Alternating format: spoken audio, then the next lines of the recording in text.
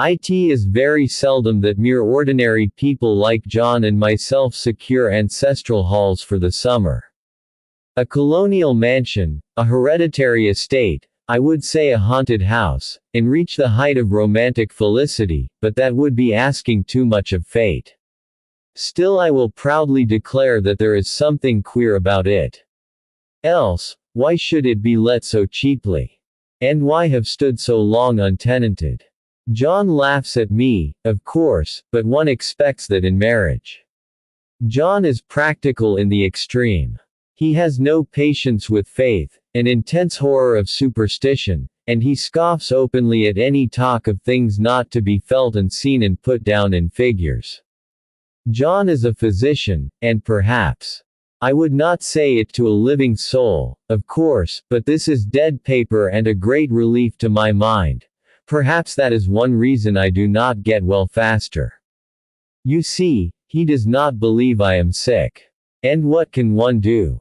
If a physician of high standing, and one's own husband, assures friends and relatives that there is really nothing the matter with one but temporary nervous depression, a slight hysterical tendency, what is one to do?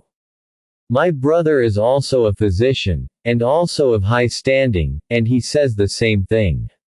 So I take phosphates or phosphites, whichever it is, and tonics, and journeys, and air, and exercise, and am absolutely forbidden to work until I am well again.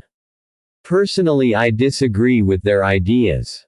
Personally, I believe that congenial work, with excitement and change, would do me good. But what is one to do? I did write for a while in spite of them. But it does exhaust me a good deal, having to be so sly about it, or else meet with heavy opposition. I sometimes fancy that in my condition if I had less opposition and more society and stimulus. But John says the very worst thing I can do is to think about my condition, and I confess it, the most beautiful place. It is quite alone, standing well back from the road, quite 3 miles from the village. It makes me think of English places that you read about, for there are hedges and walls and gates that lock, and lots of separate little houses for the gardeners and people. There is a delicious garden. I never saw such a garden. Large and shady, full of box-bordered paths, and lined with long grape-covered arbors with seats under them. There were greenhouses, too, but they are all broken now. There was some legal trouble, I believe, something about the heirs and co-heirs. Anyhow, the place has been empty for years. That spoils my ghostliness, I am afraid, but I don't care. There is something strange about the house. I can feel it. I even said so to John one moonlight evening, but he said what I felt was a draft, and shut the window. I get unreasonably angry with John sometimes. I'm sure I never used to be so sensitive. I think it is due to this nervous condition. But John says if I feel so I shall neglect proper self-control. So I take pains to control myself, before him, at least. And that makes me very tired. I don't like our room a bit. I wanted one downstairs that opened on the piazza and had roses all over the window, and such pretty, old-fashioned chintz hangings, but John would not hear of it. He said there was only one window and not room for 2 beds, and no near room for him if he took another. He is very careful and loving, and hardly lets me stir without special direction. I have a schedule prescription for each hour in the day. He takes all care from me, and so I feel basely ungrateful not to value it more. He said we came here solely on my account, that I was to have perfect rest and all the air I could get. Your exercise depends on your strength, my dear, said he, and your food somewhat on your appetite, but air you can absorb all the time. So we took the nursery, at the top of the house. It is a big, airy room, the whole floor nearly, with windows that look all ways, and air and sunshine galore. It was nursery. The paint and paper look as if a boys' school had used it. It is stripped off. The paper. In great patches all around the head of my bed, about as far as I can reach, and in a great place on the other side of the room low down. I never saw a worse paper in my life. One of those sprawling flamboyant patterns committing every artistic sin. It is dull enough to confuse the eye in following, pronounced enough to constantly irritate, and provoke study, and when you follow the lame, uncertain curves for a little distance they suddenly commit suicide, plunge off at outrageous angles, destroy themselves in unheard of contradictions. The color is repellent, almost revolting, a smoldering, unclean yellow, strangely faded by the slow-turning sunlight. It is a dull yet lurid orange in some places, a sickly sulfur tint in others. No wonder the children hated it. I should hate it myself if I had to live in this room long. There comes John, and I must put this away, he hates to have me write a word. We have been here 2 weeks, and I haven't felt like writing before, since that first day. I am sitting by the window now, up in this atrocious nursery, and there is nothing to hinder my writing as much as I please, save lack of strength. John is away all day, and even some nights when his cases are serious. I am glad my case is not serious. But these nervous troubles are dreadfully depressing. John does not know how much I really suffer. He knows there is no reason to suffer, and that satisfies him. Of course it is only nervousness. It does weigh on me so not to do my duty in any way. I meant to be such a help to John, such a real rest and comfort, and here I am a comparative burden already. Nobody would believe what an effort it is to do what little I am able, to dress and entertain, and order things. And yet I cannot be with him, it makes me so nervous. I suppose John never was nervous in his life. He laughs at me so about this wallpaper. At first he meant to repaper the room, but afterwards he said that I was letting it get the better of me, and that nothing was worse for a nervous patient than to give way to such fancies. He said that after the wallpaper was changed it would be the heavy bedstead, and then the barred windows, and then that gate at the head of the stairs, and so on. You know the place is doing you good, he said, and really, dear, I don't care to renovate the house just for a 3 months rental. Then do let us go downstairs, I said, there are such pretty rooms there. Then he took me in his arms and called me a blessed little goose, and said he would go down cellar if I wished, and have it whitewashed into the bargain. But he is right enough about the beds and windows and things. It is as airy and comfortable a room as any one need wish, and, of course, I would not be so silly as to make him uncomfortable just for a whim. I'm really getting quite fond of the big room, all but that horrid paper. Out of one window I can see the garden, those mysterious deep-shaded arbors, the riotous old-fashioned flowers, and bushes and gnarly trees. Out of another I get a lovely view of the bay and a little private wharf belonging to the estate. There is a beautiful shaded lane that runs down there from the house. I always fancy I see people walking in these numerous paths and arbors, but John has cautioned me not to give way to fancy in the least.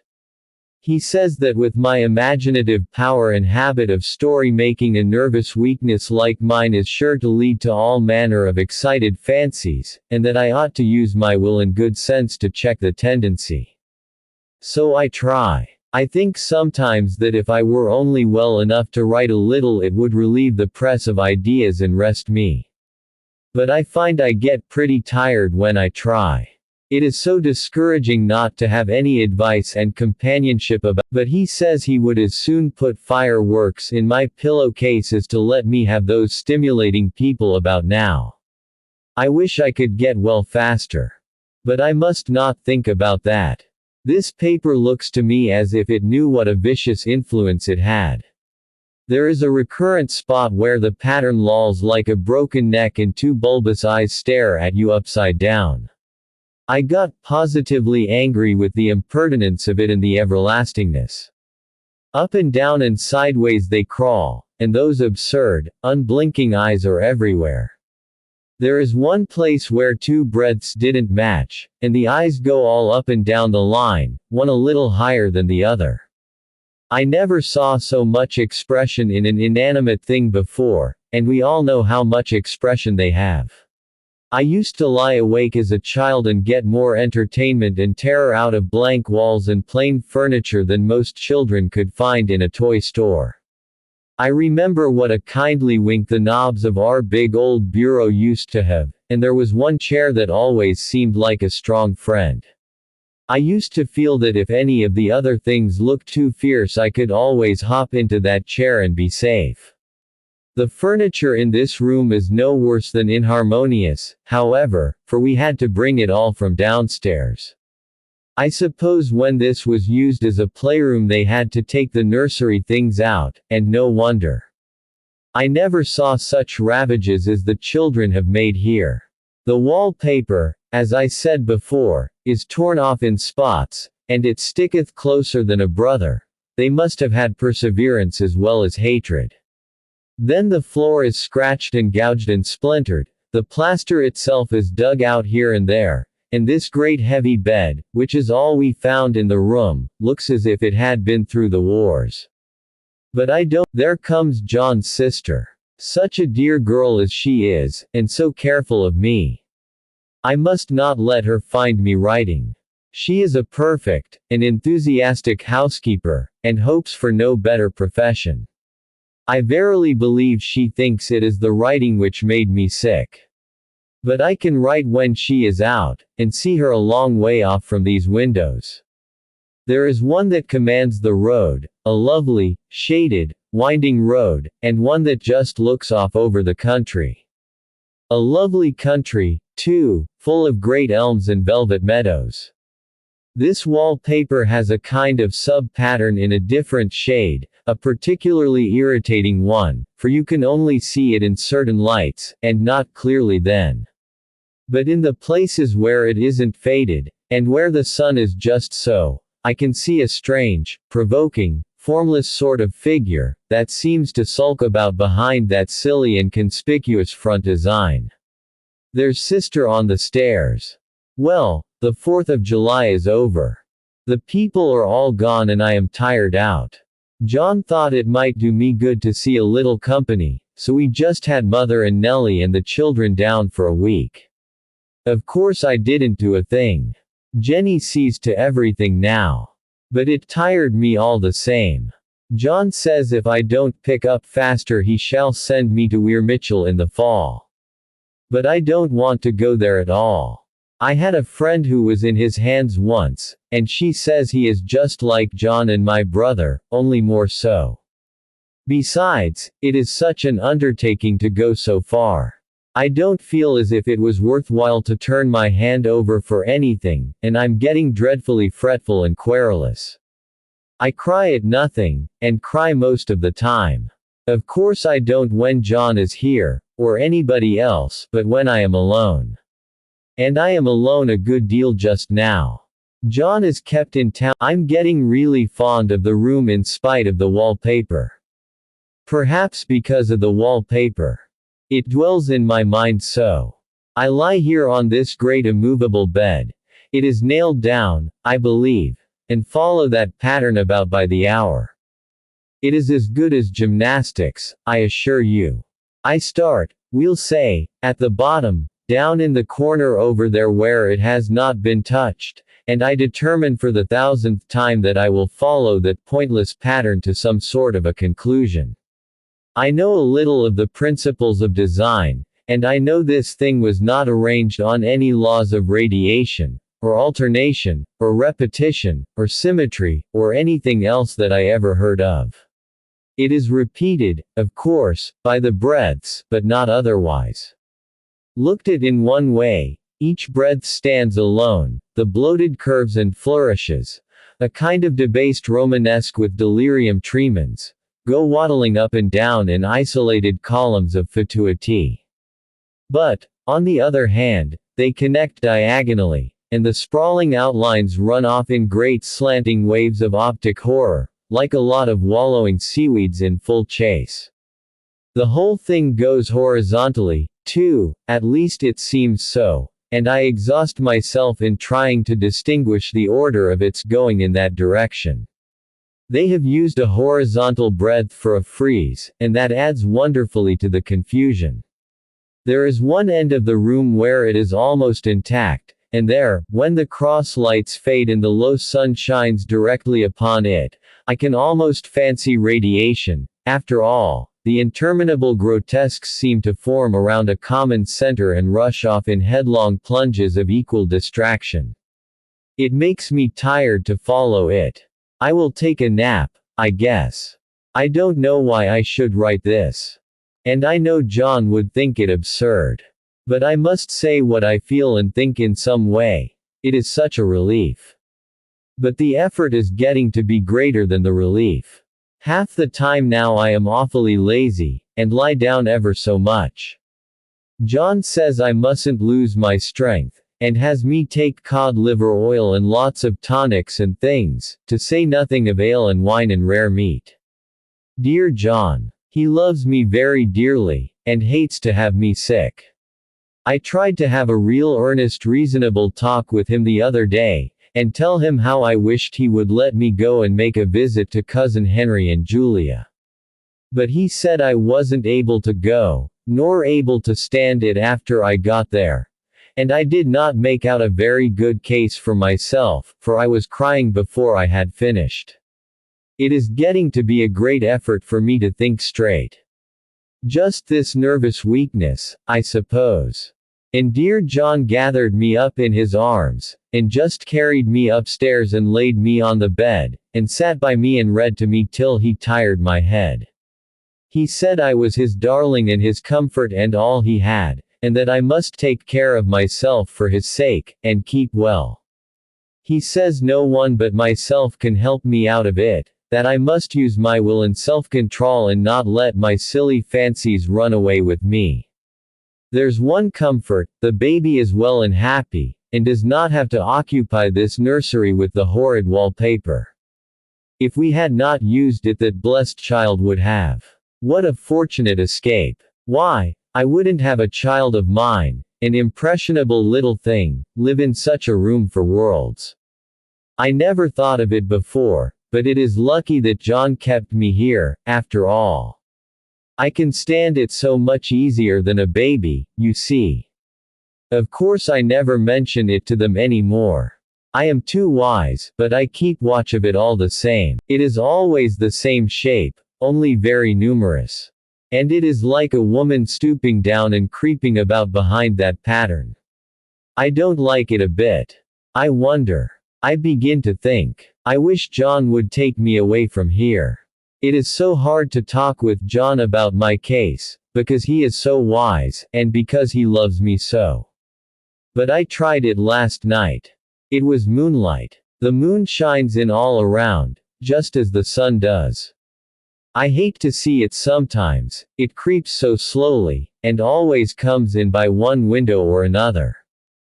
John was asleep and I hated to waken him, so I kept still and watched the moonlight on that undulating wallpaper till I felt creepy. The faint figure behind seemed to shake the pattern, just as if she wanted to get out. I got up softly and went to feel and see if the paper did move, and when I came back John was awake. "What is it, little girl?" he said. "Don't go walking about like that, you'll get cold." I thought it was a good time to talk, so I told him that I really was not gaining here, and that I wished he would take me away.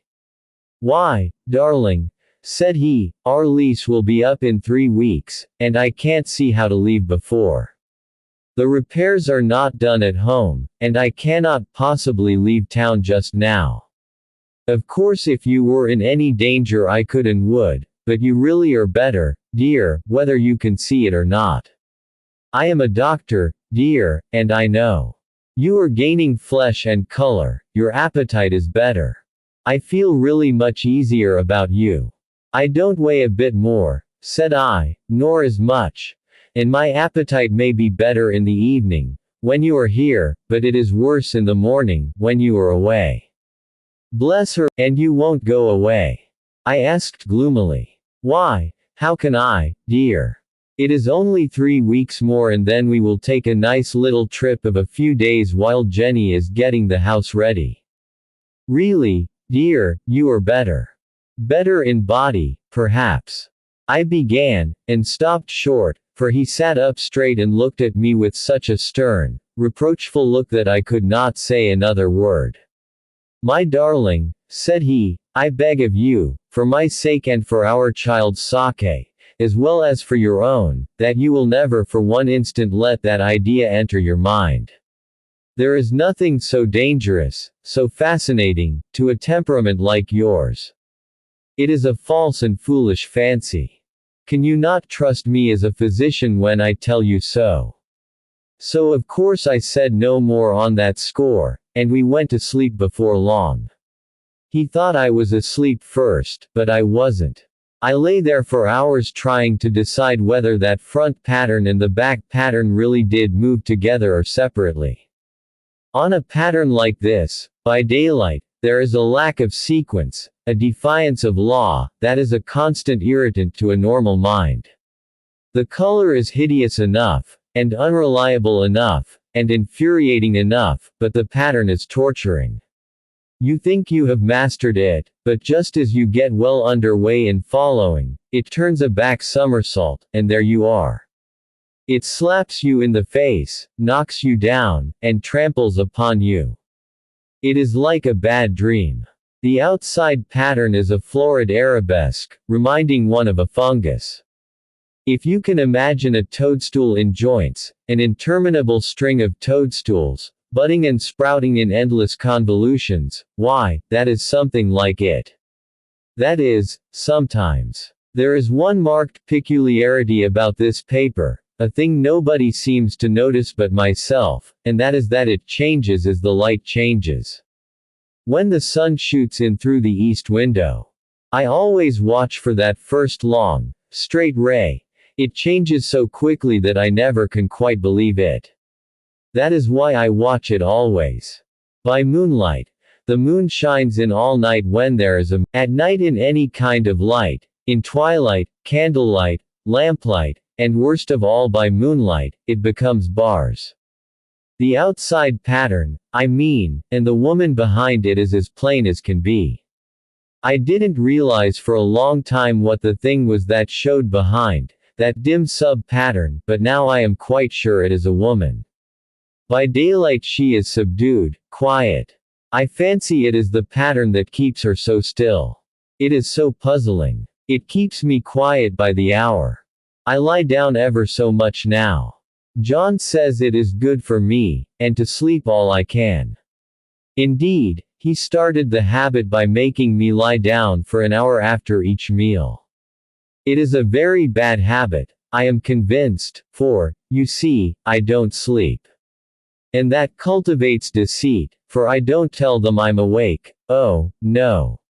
The fact is, I am getting a little afraid of John. He seems very queer sometimes, and even Jenny has an inexplicable look. It strikes me occasionally, just as a scientific hypothesis, that perhaps it is the paper. I have watched John when he did not know I was looking, and come into the room suddenly on the most innocent excuses, and I've caught him several times looking at the paper. And Jenny too. I caught Jenny with her hand on it once.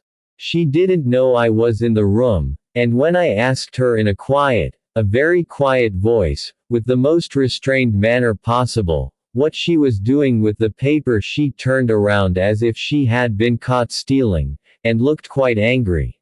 Asked me why I should frighten her so. Then she said that the paper stained everything it touched, that she had found yellow smooches on all my clothes and John's, and she wished we would be more careful. Did not that sound innocent?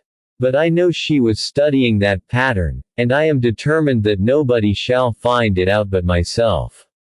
Life is very much more exciting now than it used to be. You see, John is so pleased to see me improve. He laughed a little the other day, and said I seemed to be flourishing in spite of my wallpaper. I turned it off with a laugh.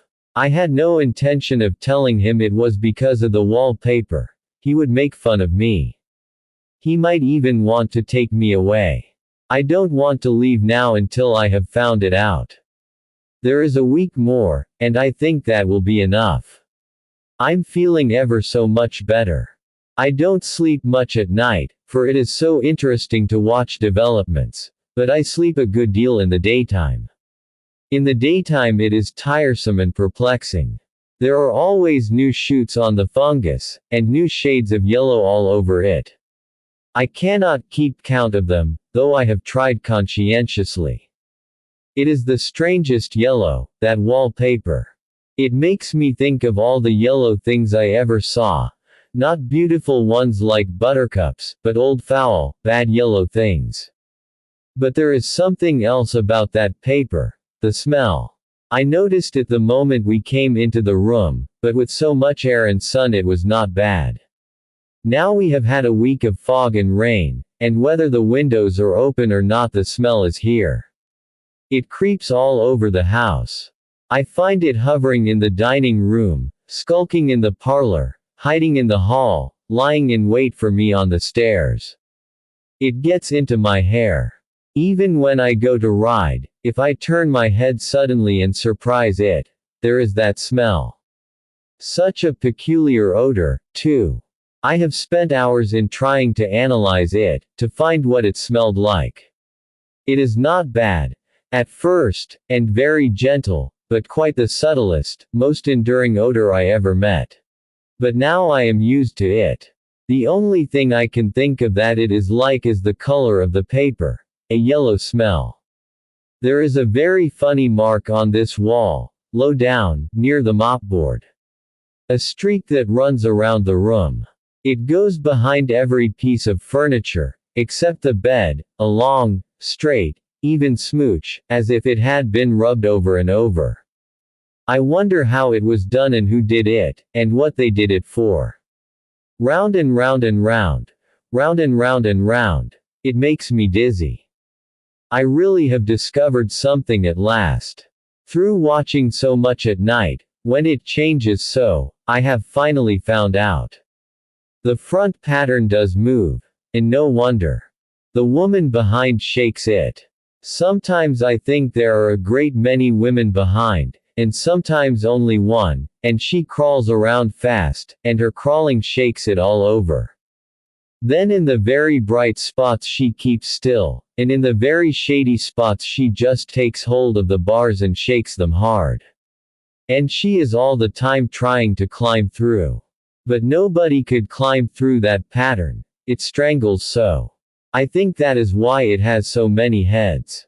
They get through, and then the pattern strangles them off and turns them upside down, and makes their eyes white. If those heads were covered or taken off it would not be half so bad. I think that woman gets out in the daytime. And I'll tell you why. Privately. I've seen her. I can see her out of every one of my windows. It is the same woman, I know, for she is always creeping, and most women do not creep by daylight. I see her in that long shaded lane, creeping up and down. I see her on that long road under the trees, creeping along, and when a carriage comes she hides under the blackberry vines. I don't blame her a bit. It must be very humiliating to be caught creeping by daylight. I always lock the door when I creep by daylight. I can't do it at night, for I know John would suspect something at once. And John is so queer, now, that I don't want to irritate him. I wish he would take another room. Besides, I don't want anybody to get that woman out at night but myself. I often wonder if I could see her out of all the windows at once. But, turn as fast as I can only see out of one at one time. And though I always see her she may be able to creep faster than I can turn. I have watched her sometimes away off in the open country, creeping as fast as a cloud shadow in a high wind. If only that top pattern could be gotten off from the under one. I mean to try it, little by little. I have found out another funny thing, but I shan't tell it this time. It does not do to trust people too much. There are only 2 more days to get this paper off, and I believe John is beginning to notice. I don't like the look in his eyes. And I heard him ask Jenny a lot of professional questions about me. She had a very good report to give. She said I slept a good deal in the daytime. John knows I don't sleep very well at night, for all I'm so quiet. He asked me all sorts of questions, too, and pretended to be very loving and kind. As if I couldn't see through him. Hurrah! This is the last day, but it is enough. John is to stay in town overnight, and won't be out until this evening. Jenny wanted to sleep with me, the sly thing, but I told her I should undoubtedly rest better for a night all alone. That was clever, for really I wasn't alone a bit.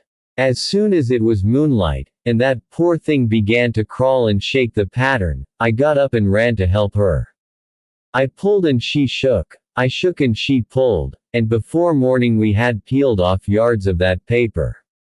A strip about as high as my head and half around the room. And then when the sun came and that awful pattern began to laugh at me, I declared I would finish it today. We go away tomorrow, and they are moving all my furniture down again to leave things as they were before. Jenny looked at the wall in amazement, but I told her merrily that I did it out of pure spite at the vicious thing.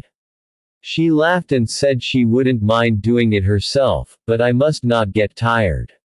How she betrayed herself that time. But I am here, and no person touches this paper but me, not alive. She tried to get me out of the room. It was too patent.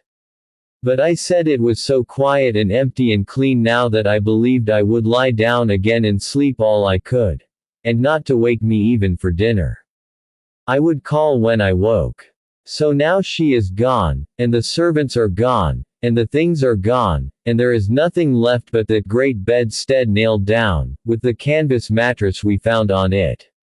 We shall sleep downstairs tonight, and take the boat home tomorrow. I quite enjoy the room, now it is bare again. How those children did tear about here. This bedstead is fairly gnawed. But I must get to work. I have locked the door and thrown the key down into the front path. I don't want to go out, and I don't want to have anybody come in, till John comes. I want to astonish him. I've got a rope up here that even Jenny did not find. If that woman does get out, and tries to get away, I can tie her. But I forgot I could not reach far without anything to stand on. This bed will not move. I tried to lift and push it until I was lame, and then I got so angry I bit off a little piece at one corner, but it hurt my teeth. Then I peeled off all the paper I could reach standing on the floor. It sticks horribly and the pattern just enjoys it. All those strangled heads and bulbous eyes and waddling fungus growths just shriek with derision. I am getting angry enough to do something desperate. To jump out of the window would be admirable exercise, but the bars are too strong even to try. Besides, I wouldn't do it. Of course not. I know well enough that a step like that is improper and might be misconstrued. I don't like to look out of the windows even. There are so many of those creeping women, and they creep so fast. I wonder if they all come out of that wallpaper, as I did. But I am securely fastened now by my well-hid. I don't want to go outside. I won't, even if Jenny asks me to. For outside you have to creep on the ground, and everything is green instead of yellow. But here I can creep smoothly on the floor, and my shoulder just fits in that long smooch around the wall, so I cannot lose my way. Why, there's John at the door. It is no use, young man, you can't open it. How he does call and pound. Now he's crying for an axe. It would be a shame to break down that beautiful door. John, dear, said I in the gentlest voice, the key is down by the front steps, under a plantain leaf. That silenced him for a few moments. Then he said, very quietly indeed, Open the door, my darling." "I can't," said I. "The key is down by the front door, under a plantain leaf." And then I said it again, several times, very gently and slowly, and said it so often that he had to go and see, and he got it, of course, and came in. He stopped short by the door. "What is the matter?" he cried. "For God's sake, what are you doing?" I kept on creeping just the same, but I looked at him over my shoulder. "I've got out at last," said I, "in spite of you and Jane. And I've pulled off most of the paper, so you can't put me back."